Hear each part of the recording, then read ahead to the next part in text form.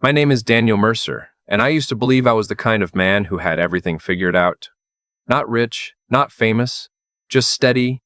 I paid my bills on time, coached my son's Little League team on Saturdays, and never once forgot an anniversary.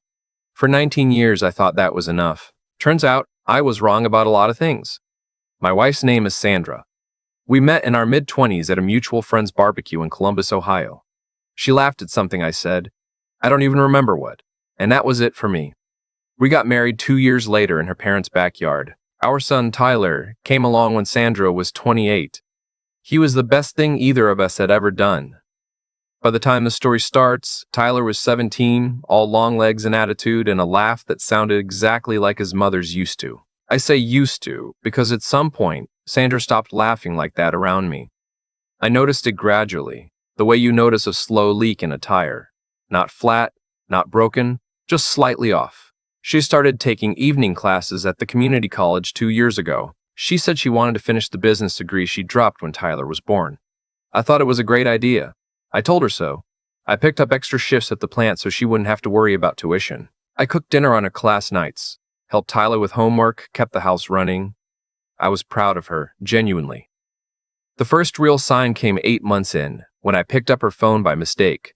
Mine was the same model, same black case, and saw a text before the screen locked. It was from a contact saved as Study Group Marcus. The text said, "Can't stop thinking about last night." I set the phone down on the counter. I walked to the backyard.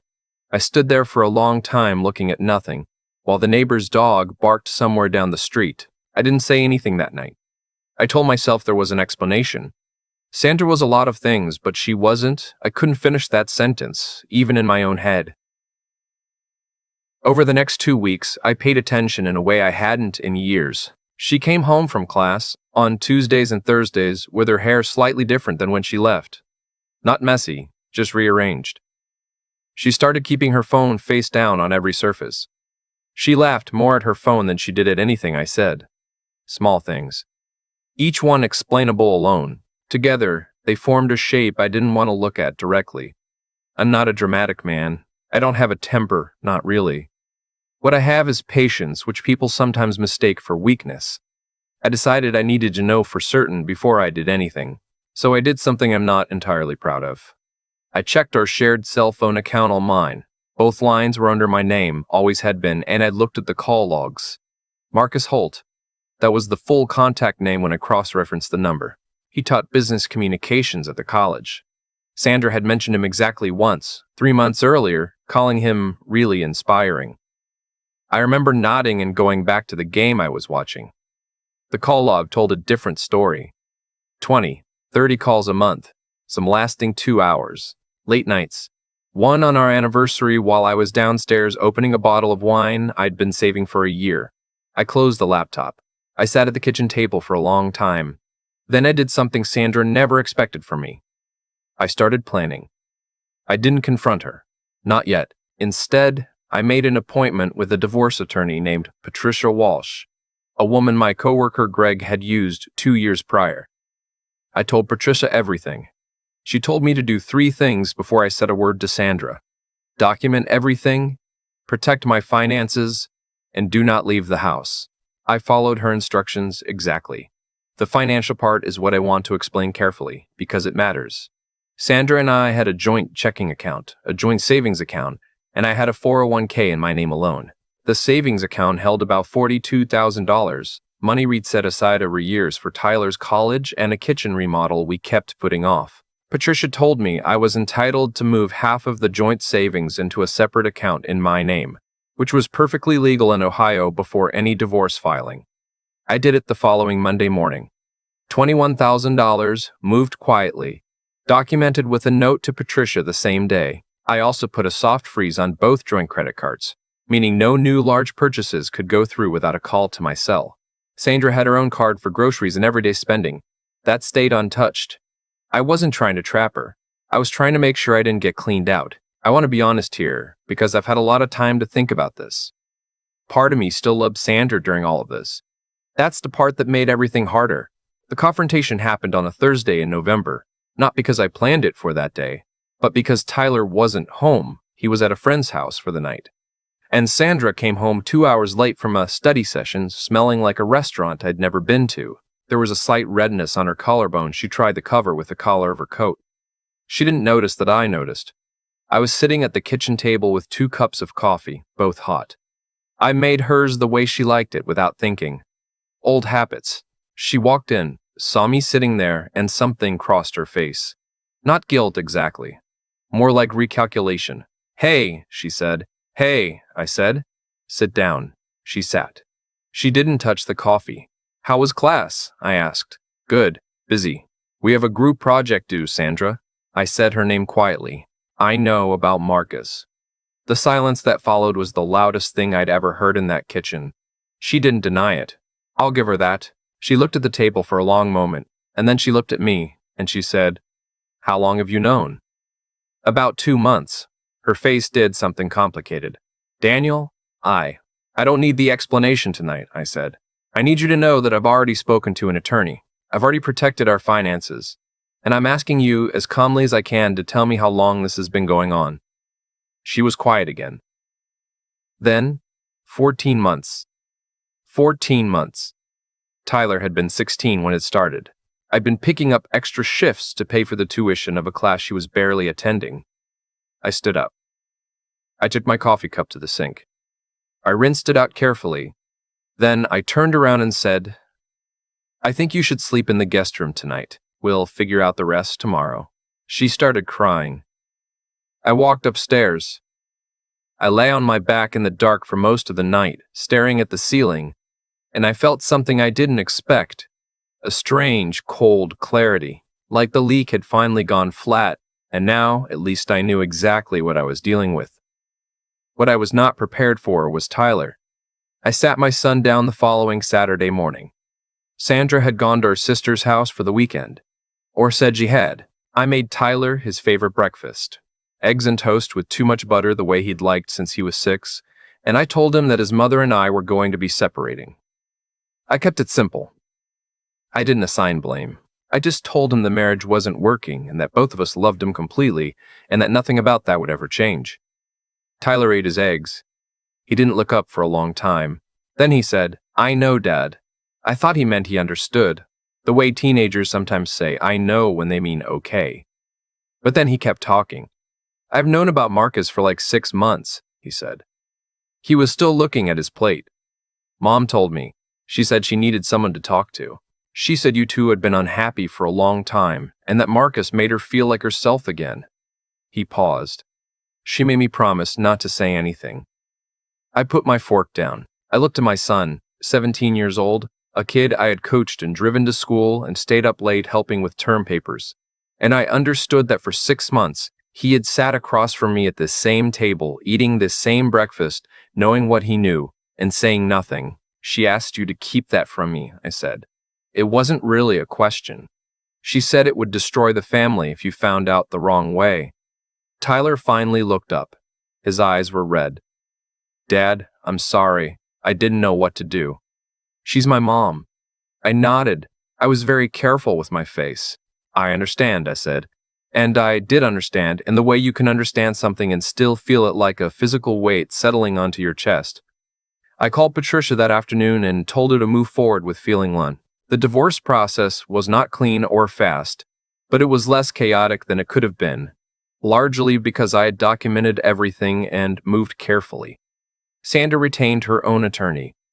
There were tense conversations about the house, about Tyler, about the savings I'd moved. Her attorney raised the account transfer and mediation.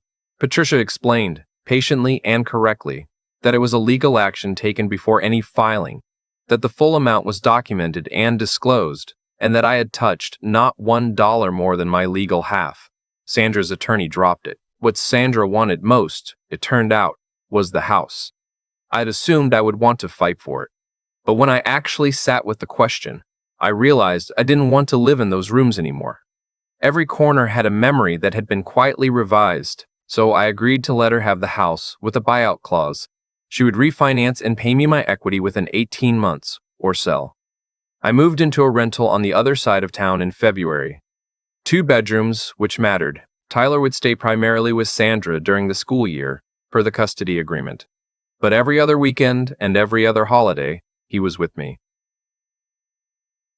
The first weekend Tyler came to stay, he slept in the second bedroom on a mattress I'd bought specifically for him. I'd put a small TV in there. I'd stocked the kitchen with the foods he liked. I didn't make a big production of it. I just made sure the space existed. We ate takeout on the living room floor that first night because I didn't have a couch yet. We watched a game. We didn't talk much about any of it, but before he went to bed, Tyler stopped in the hallway and said, "Dad, I really am sorry about all of it." I looked at my kid. I thought about 6 months of breakfasts. "I know you are," I said. "We're going to be okay, both of us." He nodded and went to his room, and I sat in the empty living room for a while, in the quiet, and I let myself feel the full weight of everything that had happened. And then I let some of it go. What happened next, I did not see coming. 4 months after I moved out, my phone rang on a Wednesday afternoon. It was Sandra's sister, Diane. Diane had never particularly liked me. She thought I was too quiet, too boring. Sandra's words, not mine. So a call from her number stopped me cold. "I'm not calling to start anything," Diane said immediately. "I just thought you should know." Sandra moved Marcus in. I waited. Tyler's been staying there, in that house, with both of them. I thanked her and ended the call. I sat with that information for about 10 minutes. Then I called Patricia and asked whether there was anything in the custody agreement that covered this. There was a cohabitation clause, fairly standard, that required both parties to notify the other at least 30 days before introducing a new partner into the shared residence with the minor child. Sandra had not notified me. Patricia sent a formal letter. Sandra was furious. Marcus apparently was also furious on her behalf. Tyler called me that night, and I could hear raised voices in the background before he stepped outside. "Dad," he said quietly, "Marcus is kind of losing it." "Are you safe?" I asked. Yeah, I'm fine. He's just yelling at Mom." "Okay, call me if anything changes." It changed faster than I expected. 3 weeks later, I got a call from Tyler at 11:30 on a Tuesday night. His voice was steady in the way that meant he was working hard to keep it that way. "Dad, can you come get me?" I was in the car in 4 minutes. When I pulled up to the house, Tyler was sitting on the front step with a backpack. He got in the car without a word. I drove a block away, parked, and looked at him. "What happened?" "He shoved her," Tyler said. They were arguing in the kitchen and he shoved her into the counter. She hit her arm pretty hard. "She's okay, I think, but she's crying and he's still in there, and I didn't want to be in that house." I called 911 and reported it. I gave the address, described what Tyler had witnessed, stayed on the line until the dispatcher confirmed a unit was being sent. Then I drove Tyler to my apartment and made him a sandwich and let him talk until he didn't need to anymore, which was about 2 in the morning. The police did respond. Sandra, from what Tyler told me later, initially didn't want to press charges, but the responding officers documented visible bruising on her arm, and Marcus was removed from the property that night pending an investigation. He was ultimately charged with domestic battery. He lost his position at the college before the case even went to court. Sandra called me 2 days later. I let it go to voicemail. She left a message that was hard to listen to, not because it was manipulative, but because she sounded genuinely broken. She said she was sorry. She said she had made catastrophic mistakes and she knew it. She said she was scared and alone and that she missed the life we'd had. I sat in my kitchen and listened to that message twice. Then I thought about a text on a phone screen. Can't stop thinking about last night. I thought about 21 months of lies, wrapped in the smell of a restaurant I'd never been to. I thought about my son at a kitchen table, keeping a secret because his mother asked him to. I didn't call her back. 2 weeks after that, Tyler asked if he could change the custody arrangement, if he could stay with me full-time for the rest of his junior year. He said the house felt different now, heavy in a way he couldn't shake. I said yes immediately. We filed a temporary modification through Patricia, and Sandra, to her credit, did not contest it. Having Tyler full-time was not what I'd planned for my small 2-bedroom apartment, but it turned out to be exactly what we both needed. We fell into a routine. I drove him to school. He made coffee in the mornings, always made enough for both of us. On Fridays, we went to the same diner down the street and ordered the same things. We talked more in those 3 months than we had in the previous 3 years combined. One evening in April, Tyler was doing homework at the kitchen table, and I was reading, and out of nowhere he said, "I think Mom thought she was protecting me by telling me, like she thought it was better for me to know than to be blindsided." I looked up. "She was wrong," he said carefully. "That wasn't protecting me. That was just putting her problems somewhere she didn't have to look at it." I didn't say anything. I just nodded. "I'm not saying what you did was perfect either, Dad," he added, with the particular bluntness of 17, "but you never made me carry your stuff for you." I went back to my book, but I had to blink a few times before the words came back into focus. The divorce was finalized in June. Sandra got the house, pending the buyout. I got my equity, my retirement account, and a clean separation of everything we'd spent 19 years building together. The mediator called it equitable. I suppose it was, on paper. The night the paperwork was signed, I drove to a state park about 40 minutes outside Columbus that Tyler and I used to visit when he was small. I parked at the trailhead and walked for about an hour in the early summer dark. Just the sound of the path under my feet and the trees. I wasn't celebrating. I wasn't grieving. I was just walking, trying to understand what came next. What I landed on, out there in the quiet, was simpler than I expected. I was 44 years old. Tyler would be leaving for college in a year. I had a job I was good at, a few friends who had shown up for me in real ways during all of this, and a 2-bedroom apartment that was starting to feel like mine. I had a son who was, despite everything, becoming someone I genuinely admired. That was not nothing. That was, in fact, most of what mattered. Sandra and I have spoken a handful of times since the divorce. Always about Tyler, always brief, always civil. She is in therapy, I know, because Tyler told me. I think that is a good thing, genuinely. Whatever anger I carried in the early months has mostly become something quieter. Not forgiveness, exactly. Not yet. Maybe not ever in the way people mean when they use that word loosely. But not hatred either. More like a door I've closed and have no particular need to reopen. Tyler graduated from high school in May. He got into Ohio State, which had been his dream since he was 12. At the graduation party I organized at my apartment, small, just family and a few of his close friends, he gave a toast. He thanked his teachers, his friends, his grandparents. At the end, he looked at me across the room and said, "And my dad, who taught me that doing the right thing and being the bigger person aren't always the same thing, and that knowing the difference matters." I laughed, because what else do you do with something like that? But later, after everyone had gone home and it was just the two of us cleaning up, I thought about what he'd said. He was right, in his 17-year-old way. There were things I did during those months that I'm not entirely proud of. Moving money before Sandra knew what was coming. The coldness I chose in that kitchen with the 2 cups of coffee. The voicemail I never returned. I don't regret any of it, exactly. But I don't dress it up as virtue either. I was a man trying to keep his footing on ground that had shifted underneath him, and I made the choices that let me walk away standing up. Some days that feels like enough. Most days, actually. Tyler left for Columbus in late August. I helped him move into the dorm, argued mildly about his organizational system, bought him a lamp he didn't ask for, and drove home alone in the late afternoon through traffic that didn't bother me the way it used to. The apartment was quiet when I got back. I made coffee. I sat by the window. I thought about who I'd been at 25, at the barbecue, watching a woman laugh at something I said. I thought about 19 years of mornings. I thought about a son who makes coffee for 2 without being asked. I don't know what I would have done differently. I've turned that question over enough times that the edges have gone smooth. Maybe nothing. Maybe everything. Maybe the honest answer is that some things you can't stop from happening.